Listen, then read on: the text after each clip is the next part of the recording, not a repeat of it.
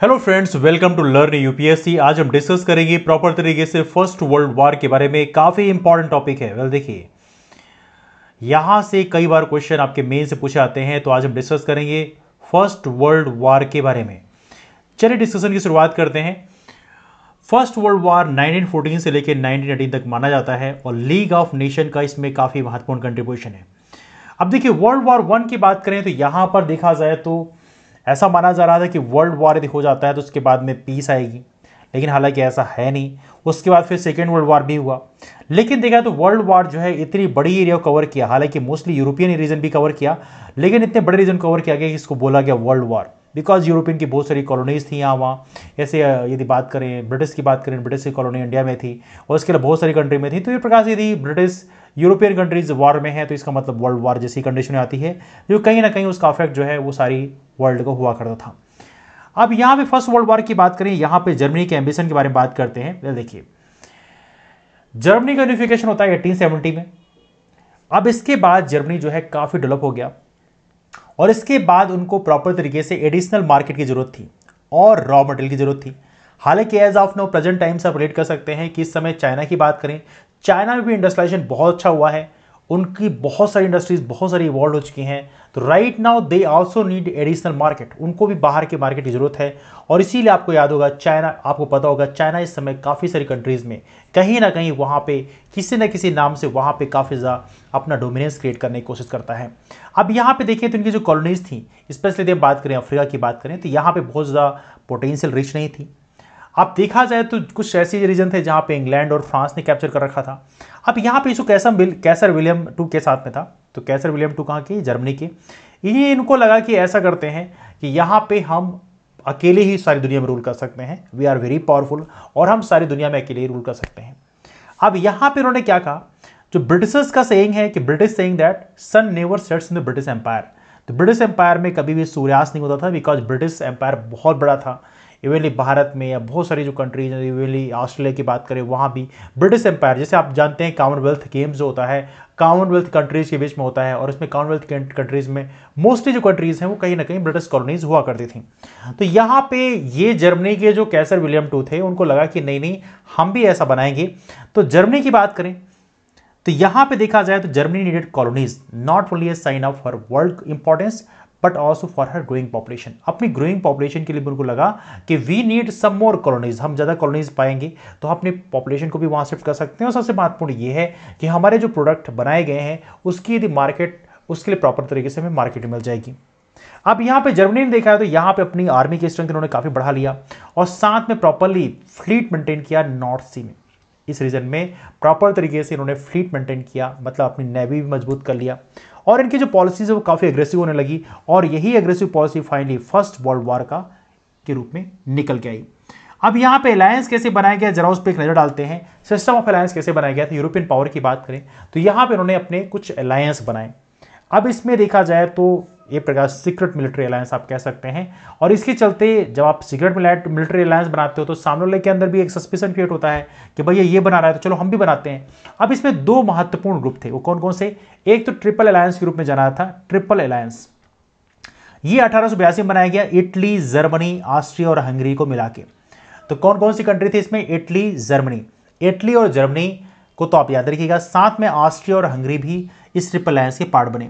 अब देखें तो इन्होंने क्या किया, इसके अलावा एक और अलायंस बनाया गया, इसे बोलते हैं ट्रिपल इंटेंट। ट्रिपल इंटेंट की बात करें, इसमें फ्रांस, ब्रिटेन और रसिया मिले। हालांकि फ्रांस और ब्रिटेन जो हैं बहुत अच्छे दोस्त नहीं थे, लेकिन फिर भी उन्हें कॉमन कॉज के लिए इकट्ठा होना पड़ा। तो ट्रिपल अलायंस किसके बीच बना, जर्मनी, इटली और साथ में हंगरी जो है, ये रीजन इकट्ठे हुए। और ट्रिपल इंटेंट की बात करें तो यहाँ पे फ्रांस, ब्रिटेन और रसिया ने मिले और 1907 में। अब यहाँ पे देखें तो उस समय कोई इंटरनेशनल ऑर्गेनाइजेशन तो था नहीं जहाँ पे बीच में पीस का काम करता है कि चलो भैया आप लड़ाई मत लो, हम साथ में बैठकर बातचीत करते हैं और उसके थ्रू हम एक निष्कर्ष निकालते हैं, तो ऐसा था नहीं। लेकिन फाइनली देखा जाए तो ये जो इंटरनेशनल रिलेशन जो है ये कंट्रीज आपस में मेंटेन करती थी। लेकिन यहाँ पर उसी समय किया गया हेग कॉन्फ्रेंस 1882 में और 1907 में। तो यहाँ पे एक प्रकार से कोशिश किया गया कि एक इंटरनेशनल ऑर्गेनाइजेशन बनाया जाए, लेकिन हालांकि वो बन नहीं पाया, फेल हो गया। मिलिट्री की बात करें, मिलिट्री जो है एक स्ट्रॉन्ग फैक्टर था उस समय वॉर में, जिसके पास जितनी मिलिट्री। अब यहां पे कहते हैं if you wish to for a peace prepare for war, यदि आप पीस चाहते हैं तो आपको युद्ध के लिए तैयार होना चाहिए। ये बेसिकली पहले एक सेइंग थे, यूरोपियन स्टेटमेंट ऐसे बोले थे। यूरोपियन जो इतिहास, यूरोपियन जो बेसिकली प्रकार थिंकर्स थे, उनका कहना यह है कि यदि आपको शांति चाहिए तो आपको युद्ध के लिए तैयार रहना चाहिए। जर्मनी, फ्रांस और रसिया ने प्रॉपर तरीके से नया प्रोग्राम बनाया कि हम चलो एक्सपांशन करते हैं, काफ़ी सारे आर्म्स बनाते हैं। और ग्रेट ब्रिटेन की बात करें तो यहाँ पर उन्होंने ऑलरेडी काफ़ी सारा बना रखा था, नेवल एक्सपेंडिचर में खूब सारा खर्चा कर लिया था। जर्मनी की बात करें, जर्मनी ने भी प्रॉपर तरीके से उन्होंने सोचा कि हो सकता है ये अटैक कर दे ये फ्रांस और इंग्लैंड ब्रिटेन वाले, तो उन्होंने प्रॉपर तरीके से मिलिट्री एक्सपांशन स्टार्ट कर दिया। मतलब कहते हैं एक एक्सपांशन करता है तो उसका इंपैक्ट दूसरे में पड़ता है, वो भी एक्सपांशन करने लग जाता है। कॉलोनियल एंड कॉमर्शियल रिवलरी की बात करें तो ज्योग्राफिकल डिस्कवरी तो हुई 15th और 16th सेंचुरी में। काफ़ी सारे जो रीजन्स हैं वो डिस्कवर किए गए, खासतौर से स्पेशली यदि हम बात करें अफ्रीका के रीजन की बात करें या एशिया के रीजन की बात करें, तो इससे बहुत सारे यूरोपियन कंट्रीज़ ने, स्पेशली यदि हम बात करें जो बड़ी कंट्रीज है, फ्रांस है, ब्रिटेन है, जर्मनी है, इन्होंने खूब सारे कॉलोनी बनाना स्टार्ट किया। अब यहाँ पे देखिए तो यहाँ पे इंडस्ट्रियल रिवोल्यूशन तो इनका हो गया था, यहाँ पे खूब सारी इंडस्ट्रीज आ चुकी थी। अब देखिए आपने प्रोडक्ट तो बना लिया, लेकिन प्रोडक्ट को सेल करने के लिए प्रॉपर मार्केट होना चाहिए। तो मार्केट पाने के लिए इन्होंने प्रॉपर तरीके से कॉलोनी बनाना स्टार्ट किया, और साथ में प्रोडक्ट बनाना है तो उसके लिए रॉ मटेरियल चाहिए, तो रॉ मटेरियल और मार्केट उन दोनों के लिए इन्होंने प्रॉपर तरीके से कॉलोनी बनाना स्टार्ट किया। अब इसके लिए कौन से फर्टाइल एरिया थे, स्पेशली एशियन रीजन की बात करें और अफ्रीकन रीजन की बात करें, ये दोनों रीजन जो हैं इसको बहुत बड़ी मात्रा में ऑलरेडी यूरोपियंस ने कॉलोनाइज कर रखा था। तो जर्मनी को लगा कि अब क्या करें, तो यहां पर उन्होंने प्रॉपर तरीके से अपने जो मार्केट को एक्सपांड करने के लिए इन्होंने अलग रीजन में इन्होंने अपने प्रोडक्ट्स को भेजने शुरू किए। स्पेशली बात करें तो इन्होंने प्रॉपर तरीके से इंटरनेशनल मार्केट को इन्होंने फ्लड करना शुरू किया, मतलब वहाँ पे भेजना शुरू कर दिया। अब देखिए जब जर्मनी इंटरनेशनल मार्केट में प्रोडक्ट सेल करेगा, इससे ब्रिटेन एंग्री हो गया, ब्रिटेन को काफ़ी गुस्सा आ गया, और फाइनली यहाँ पर कुछ जगहों में कुछ प्रॉब्लम्स देखने में। मोरक्कन प्रॉब्लम इनमें काफ़ी इंपॉर्टेंट है। तो देखिए फ्रांस ने मोरक्को के रीजन को ऑक्यूपाई कर लिया था। मोरक्को की याद रहे, मोरक्को जो है इसे बोलते हैं मेहराब ऑफ द अफ्रीका। यदि आप अफ्रीका ऐसे बनाएंगे, if you form the Africa like that, तो ये अफ्रीका का जो ऊपर का जो रीजन है इसे बोलते हैं मोरक्को। तो मोरक्को जिसे बोलते हैं मेहराब ऑफ द अफ्रीका, इसकी बात करें इसको it was recognised by Britain. France ने मोरक्को को ऑक्यूपाई कर लिया और इसको ब्रिटेन ने रिकॉग्नाइज कर लिया कि हाँ ठीक है ये आपका है, बट इसको कैसर विलियम टू ने रिकॉग्नाइज नहीं किया। कैसर विलियम टू कहाँ के, जर्मनी के। तो जर्मनी कैसर विलियम टू ने कहा नहीं नहीं नहीं नहीं हम नहीं मानते, आपका जो ये तरीका है ये हम नहीं मानते, we don't agree with that. Alright, अब बात यहां से फिर शुरू होती है। शुरू क्या होती है जरा उस पर हम एक नजर डालते हैं। Let's talk about that thing, just 1 second, hold on. अब देखिए जर्मनी कहना यह है कि हम जो है मोरक्को को एक इंटरनेशनल कॉलोनी डिक्लेयर होना चाहिए, मतलब हमें भी कुछ वहां पे हिस्सा मिलना चाहिए। और इसके चलते उन्होंने, मतलब विलियम कैसर टू ने, इन्होंने 2 वारशिप भेजे, कहां पे, बर्लिन में, एंड पैंथर। 2 वारशिप बनाए, बर्लिन और पैंथर कहां पे भेजे, मोरक्को में। अब देखिए इनके 2 वारशिप उन्होंने भेजे, बर्लिन और पैंथर, कहां पे, मोरक्को में। अब देखिए तो ब्रिटेन ने इस समय इंटरवीन किया। जब ब्रिटेन ने इंटरवीन किया कि नहीं नहीं तुम ऐसा करोगे, हमने फ्रांस की जो कॉलोनी है मोरक्को उसको रिकॉग्नाइज कर लिया है, तो इसके चलते फाइनली जब ब्रिटेन ने इंटरफेयर किया तो जर्मनी ने कहा कि चलो ठीक है हम अपने शिप नहीं भेजते हैं, ठीक है, वारशिप नहीं भेजते। बट ये ब्रिटेन से रिवेंज लेने की तैयारी जरूर करने लग गए। अब देखिए अब इसके बाद है बल्कान प्रॉब्लम।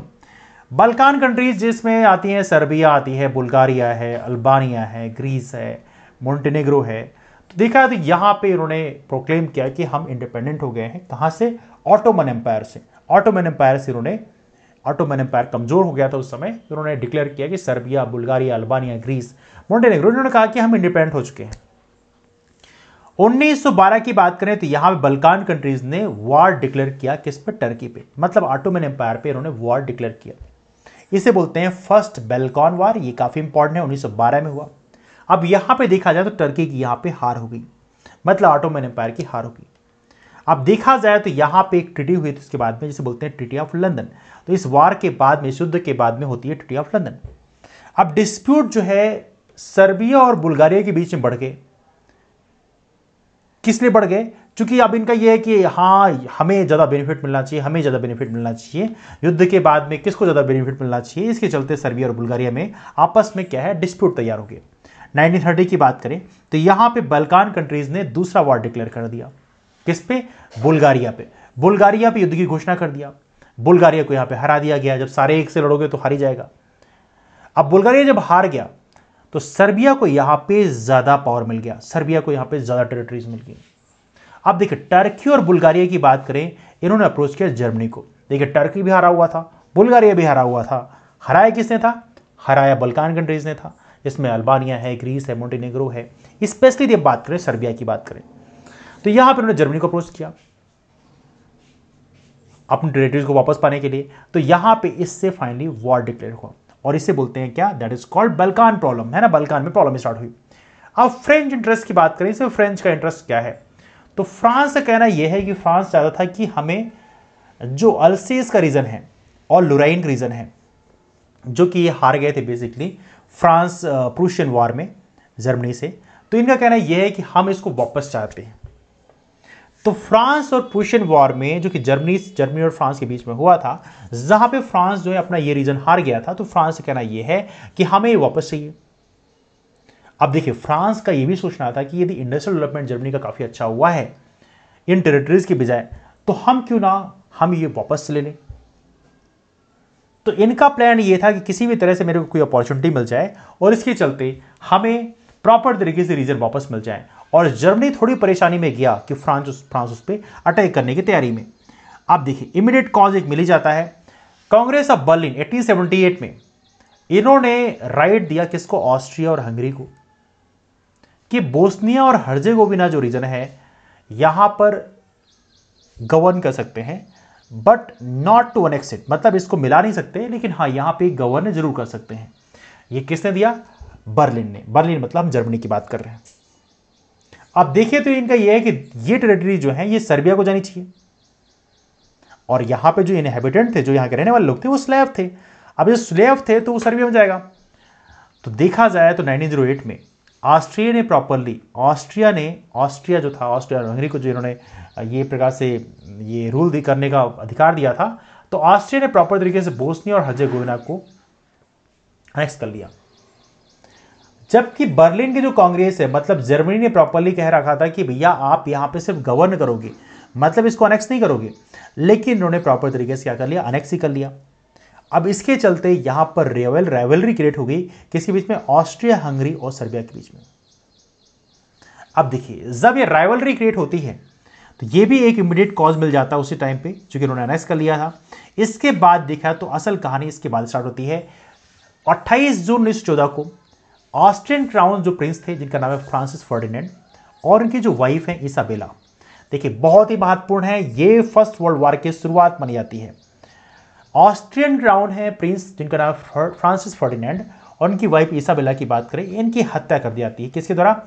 सर्बियन लेड सेराजेवो के द्वारा, जो कि देखा तो बोस्निया की राजधानी थी। तो इन्होंने क्या हत्या कर दी? फ्रांसिस फर्डिनेंड और उनकी वाइफ इसाबेला की हत्या कर दी। तो ऑस्ट्रिया यहां पे नाराज हो गया। ऑस्ट्रिया ने सेंड किया एक अल्टीमेटम सर्बिया को कि वो एक ह्यूमिलेटिंग टर्म्स, कुछ टर्म्स रखे, ऐसी टर्म्स एंड कंडीशन रखी जो सर्बिया के लिए काफी पेनफुल थी। ऑस्ट्रिया ने कंडीशन रखी कि आप ये मान जाओ, नहीं तो हम आपके ऊपर अटैक कर दें। सर्बिया ने अल्टीमेटम को इग्नोर कर दिया। ऑस्ट्रिया ने कहा कि हम आपके ऊपर युद्ध करने आ रहे हैं, और उन्हें युद्ध की घोषणा कर दी। कहां पे? सर्बिया पे। 28 जुलाई 1914 को, मतलब ठीक एक महीने बाद 28 जून 1914 को एक इवेंट होता है जहां पे फ्रांसिस फर्डिनेंड और उनकी वाइफ की हत्या कर दी जाती है। उसके ठीक एक महीने बाद 28 जुलाई में ऑस्ट्रिया ने युद्ध की घोषणा कर दी। अब यहां पे रसिया की बात करें, रसिया ही पहुंच गया। रसिया ने अपने जो ट्रूप्स हैं उसको भेजा किसके लिए? सर्बिया को। किसके अगेंस्ट में? ऑस्ट्रिया के अगेंस्ट में। तो रसिया भी युद्ध में घुस गया। उसने क्या है? सर्बिया के सपोर्ट के लिए प्रॉपर आर्मी भेज दिया। जर्मनी की बात करें, जर्मनी ने कहा कि नहीं भैया तुम मत घुसो, अगर तुम घुसते हो तो हम युद्ध की घोषणा कर देंगे। और फाइनली जर्मनी ने रसिया के ऊपर युद्ध की घोषणा कर दिया। अब फ्रांस जो है, आपको पता होना चाहिए, फ्रांस जो है वहां पे अलायंस हुआ था, फ्रांस, ब्रिटेन और रसिया का। तो फ्रांस का अलायंस पहले से ही था। तो फ्रांस जो है यहां पर रसिया की हेल्प करने पहुंच गया। तो जर्मनी ने कहा कि चलो ठीक है तुम भी लो, फ्रांस के ऊपर युद्ध की घोषणा कर दी। अब देखिए यहां पे देखिए जर्मनी ने दो दो जगह युद्ध की घोषणा की, एक रसिया के केस में और एक फ्रांस के केस में। अब ब्रिटेन भी बाद में ज्वाइन कर लिया फ्रांस को। अब देखिए काफी इंटरेस्टिंग है ना। तो जर्मनी को बेसिकली तीन तीन तरफ से लोगों ने कवर कर लिया, एक तो ब्रिटेन, दूसरा फ्रांस और तीसरा रसिया। और ये तीनों ऑलरेडी चाह रहे थे।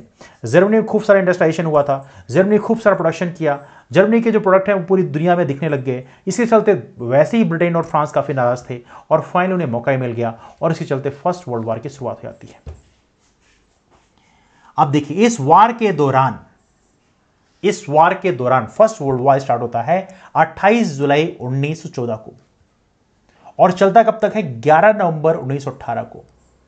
और याद रहे फर्स्ट वर्ल्ड वॉर की जो समाप्ति हुई थी उसके बाद में एक ट्रीटी हुई थी, इसे बोलते हैं ट्रीटी ऑफ वर्सेलिस। वो ट्रीटी हुई थी 28 जून 1919 को, जहां पे जर्मनी को बहुत ही बुरी तरह से ह्यूमिलेट किया गया था। अब देखिए जो कंट्री जर्मनी के साइड में थी उनको बोला गया सेंट्रल पावर और जो ब्रिटेन के साइड में थे उनको बोला गया अलाइज। मतलब सेंट्रल पावर और अलाइज पावर के बीच में युद्ध की घोषणा हुई। यहां पे आर्टिलरी है, टैंक है, सबमरीन है, ये सारी चीजें वार में इस्तेमाल की गई। अब देखिए वेस्टर्न फ्रंट की बात करें, यहां पर जब युद्ध हुआ तो वहां पे क्या आंकड़े आए जानते हैं। जर्मनी की बात करें, इन्होंने प्रॉपर तरीके से फ्रांस में अटैक कर दिया बेल्जियम क्रॉस करके। ब्रिटिश और फ्रेंच फोर्सेस की बात करें तो यहां पे वो स्टार्टिंग में स्टॉप ही नहीं कर पाए। जर्मन फोर्सेस काफी पावरफुल थी, but in the battle of माने, यहां की जो बैटल थी, यहां पे एलाइज जो है इन्होंने वहां पे उन्हें चेक कर लिया, मतलब वहां पे रोक लिया। अब यहां पे देखा तो यहां पे दोनों आर्मीज के बीच में खूब युद्ध हुआ। तो ये यहां पे देखा जाए तो वेस्टर्न फ्रंट में स्टार्टिंग में फ्रांस और ब्रिटेन की आर्मी तो नहीं रोक पाई, लेकिन बाद में उन्होंने वापस तरीके से प्रॉपर तरीके से चेक कर लिया। ईस्टर्न फ्रंट की बात करें तो रसिया की तरफ चल रहा था। रसिया फोर्सेस ने अटैक किया जर्मनी पे और ऑस्ट्रिया पे। अब रसिया की बात करें तो यहां पे रसिया की हार हो गई और यह बैटल बड़ी फेमस है, बैटल ऑफ टेनिनबर्ग। बैटल ऑफ टेनिनबर्ग में रसिया हार गया। जर्मनी और ऑस्ट्रिया की संयुक्त फोर्स ने रसिया को हरा दिया। अब देखिए ऑस्ट्रिया जब यहां पे क्राइसिस फील कर रहा था, जर्मनी केम टू इट से, जर्मनी इसकी हेल्प करने आया और फाइनली इनको हरा दिया गया। अब देखिए जर्मन फोर्सेस जो है इन्होंने रशियन फोर्सेस को खूब डैमेज किया और फाइनली इनको फोर्स कर दिया कि भैया अब आप जाओ, आपका काम यहां पे खत्म हो गया। अब यदि हम इस पिक्चर को देखने की कोशिश करें, जस्ट 1 सेकेंड। अब देखिए इस पिक्चर में आप जरा देखिए, यहां पर ये आयरलैंड है, इधर यूके है, इधर फ्रांस है और इधर है आपका जर्मनी। जर्मनी आपके यहां पे बीचों बीच बैठा हुआ है, लुक एट दिस वन। ये जर्मनी यहां पे बीचों बीच बैठा हुआ है, ये है आपका जर्मनी। और जर्मनी इधर तो फ्रांस को संभाल ही रखा था और प्रॉपर तरीके से इन्होंने दूसरा जो साइड का रीजन है ऑस्ट्रिया साइड, इधर भी अटैक कर रखा था। सॉरी, जर्मनी और ऑस्ट्रिया साथ में ही थे बेसिकली। तो यहां पे बेसिकली अटैक कौन कर रहा था? रसिया। तो यहां पे देखा जाए तो जर्मनी, इधर ऑस्ट्रिया है, इधर फ्रांस है, आप देख सकते हैं नीचे इटली भी है इनका दोस्त। तो ये सारा का सारा लोकेशन है जो कि बेसिकली जर्मनी को काफी मजबूती प्रदान करता था।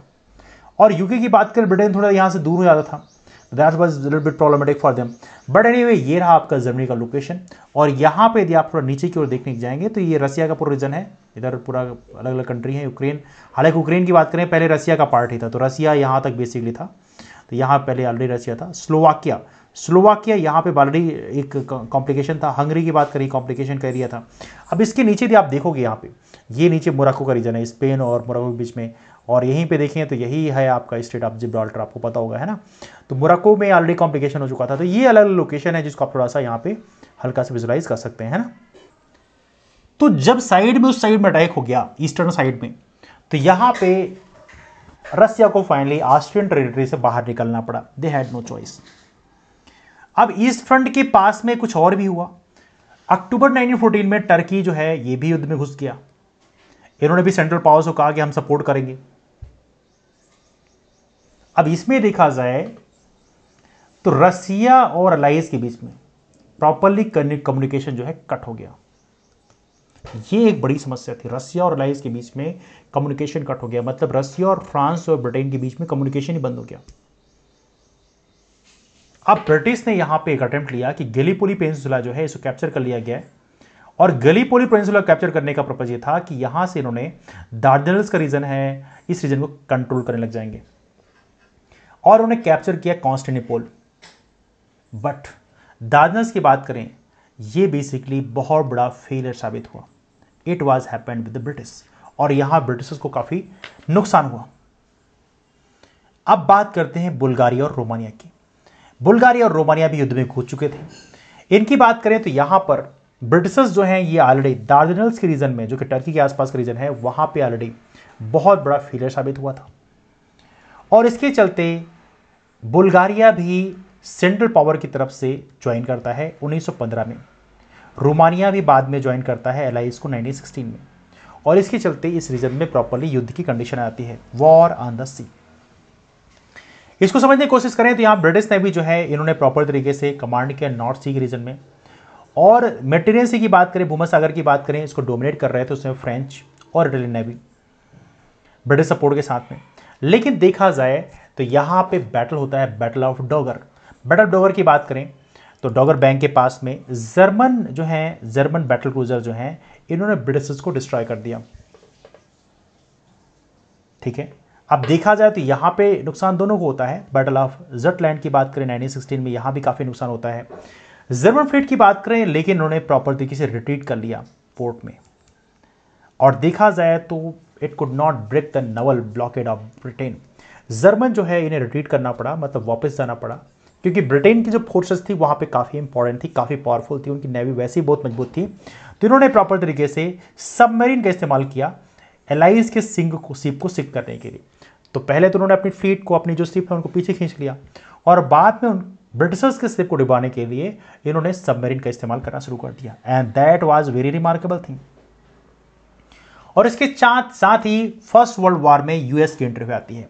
1917 की बात करें तो जर्मनी जो है इन्होंने 4 मर्चेंट शिप अमेरिका के भी डुबो दिए थे।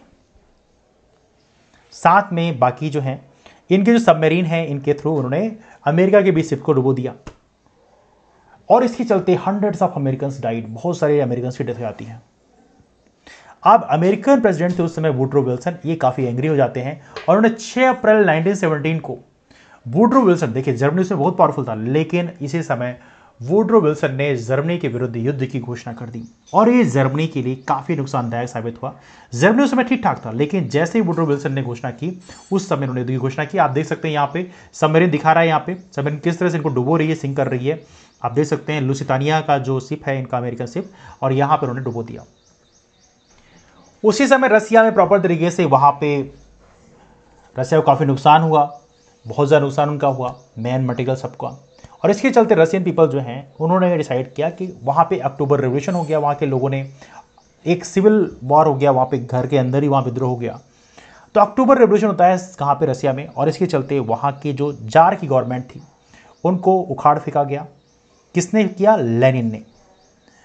और रसिया जो है फाइनली उन्होंने कहा कि हम जो है युद्ध विराम की घोषणा करते हैं। और रसिया ने यहाँ पे सेंट्रल पावर जो है इन्होंने बोला कि हाँ हम शांति की चाहते हैं, और यहाँ पे प्रॉपर तरीके से 1918 में इन्होंने बाहर निकल गए।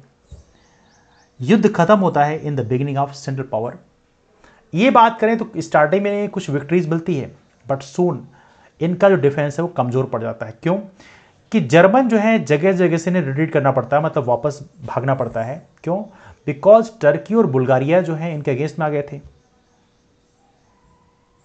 सॉरी, टर्की और बुल्गारिया जो है इनके साथ में थे, लेकिन अगेंस्ट में नहीं बल्कि साथ में थे, लेकिन बाद में उनकी भी हालत खराब हो गई।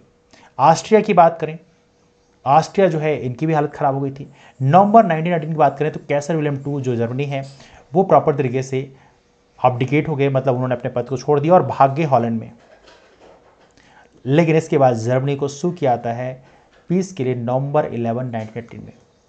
तो ये रहा, इस तरह से आप कह सकते हो युद्ध बंद हो गया, युद्ध विराम हो गया, चूंकि अमेरिका ने भी अटैक कर दिया, जिसके चलते जर्मनी को फाइनली रिवर्स मिला।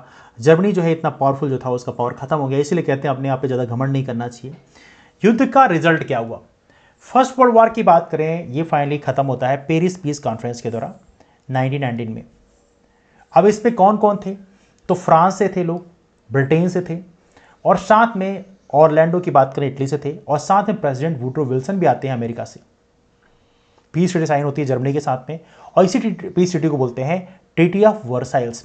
याद रखिए, ट्रीटी ऑफ वर्सलीज जो है ये होती है 28 जून 1919 को। वर्सलीज बेसिकली एक पैलेस था पेरिस के पास में। अब देखा तो यहाँ पे कुछ सेपरेट ट्रीटी भी होती है अलग अलग कंट्रीज के बीच में, लेकिन ट्रीटी ऑफ सेंट जर्माइन ये कंक्लूड होती है ऑस्ट्रिया के साथ में। और इसके अलावा कुछ ट्रीटी और भी होती है, जैसे ट्रीटी ऑफ, यहाँ पे लिखा है ट्रीटी ऑफ त्रियानोन हंगरी के साथ होती है, ट्रीटी ऑफ न्यूली जो है ये बुल्गारिया के साथ होती है, और ट्रीटी ऑफ सेवरस जो है टर्की के साथ होती है। अब यहाँ पे वुड्रो विल्सन ने 14 पॉइंट्स यहाँ पे रखे और ये टर्म्स रखे ट्रीटी के लिए, और वुड्रो विल्सन ने ही सारे टर्म्स रखे बिकॉज वुड्रो विल्सन उस समय अमेरिका पावरफुल हो गया था।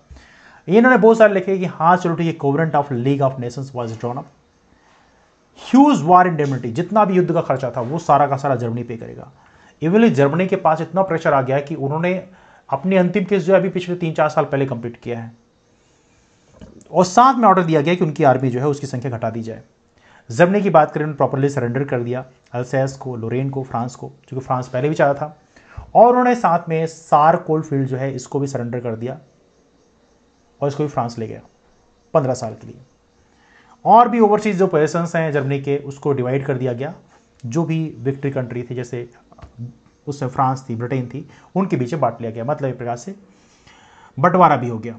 मोनार्की की बात करें, यहाँ पर एबॉलिश होगी जर्मनी में, रसिया में और ऑस्ट्रिया में, टर्की में। तो यहाँ पे जो मोनार्की थे उस समय एबॉलिश कर दी गई, और वहाँ पे प्रॉपर तरीके से देखिए अमेरिका जो है इस मामले में काफ़ी सेंटिमेंटल रहता है, बिकॉज अमेरिका को चाहिए हमें डेमोक्रेसी चाहिए, और फाइनल यही हुआ। और साथ में देखा जाए तो यहाँ पे बहुत सारा जो ह्यूमन लाइव्स है, काफ़ी जो लाइव प्रॉपर्टी का जो लॉस है वो सारा का सारा जर्मनी को पे करना था। हालांकि देखा है तो उसी समय बहुत सारी कंट्रीज की जो मोनार्की है, मतलब राजाओं का जो शासन था वो डेमोक्रेसी में कन्वर्ट हुआ, प्रजातंत्र स्टार्ट हुआ। चेकोस्लोवाकिया की बात करें, ये पोलैंड जो है, ये कई सारे नए रिपब्लिक पैदा हुए। रिपब्लिक ऑफ ऑस्ट्रिया की बात करें तो यहाँ पे हंगरी की ये भी रिकॉग्नाइज किए गए। सिटी ऑफ डेंजिंग की बात करें, ये इंटरनेशनलाइज कर दिया गया, मतलब ये इंटरनेशनलाइज है। लिथुआनिया, लातविया, एस्टोनिया की बात करें, इसको इंडिपेंडेंस दे दिया गया। विक्टोरियस नेशन जो है, इन्होंने प्रॉपर तरीके से जो डिफीटिंग नेशंस हैं उनके साथ में अनफेयर किया, और इसी की यही रीजन बोलते हैं वर्सलिस की जो संधि है जर्मनी के अगेंस्ट में इतना पेनफुल थी, because of that thing finally world war 2 हुआ, ये भी ऐसा बोला जाता है। ये आप देख सकते हैं जो पीस कॉन्फ्रेंस होती है ट्रीटी ऑफ वर्सलिस के टाइम में, ये सब बैठे हुए हैं, stop of the inquiry at the peace conference, you can see it here. तो इस तरह से वर्ल्ड वॉर 1 समाप्त होता है। बाकी चीजें हम अगले डिस्कशन में करेंगे। आप चैनल को जरूर सब्सक्राइब कर लें यदि फर्दर कंटेंट को आप चाहते हैं तो। चलिए मुलाकात करते हैं आप लोगों से अगले वीडियो में, तब तक bye bye and take care.